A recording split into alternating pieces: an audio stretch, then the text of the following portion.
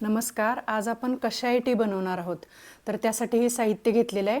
हे 1 इंच दालचिनी घेतलेली आहे, 2 मिरे घेतलेले आहेत, 2 लवंगा घेतलेले आहेत, 1 वेलदोडा घेतलेला आहे, 1 सुंठीचा तुकडा घेतलेला आहे. तुम्ही सुंठ पावडर पण घालू शकता.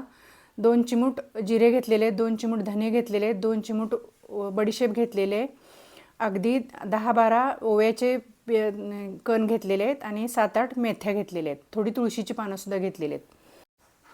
गॅसवर भांडं ठेवून 3 कप पाणी घ्यायचं. 3 कपाचं आटून आपल्याला 2 कप व्हायला पाहिजे. हे सगळं साहित्य त्याच्यात घालायचं, 15-20 मिनिट झाकून ठेवायचं आणि त्याच्यानंतर आपला हा कषाय तयार. हा चहा सर्दी, खोकला, थंडी, ताप, फ्लू, अंगदुखी, इन्फ्लामेशन, डायजेशन, घशाची खवखव, कफ याच्यासाठी खूप चांगला आहे. डिस्क्रिप्शन बॉक्समध्ये सगळी माहिती आणि साहित्य दिले. मस्त असं कषाय तयार. थँक्यू.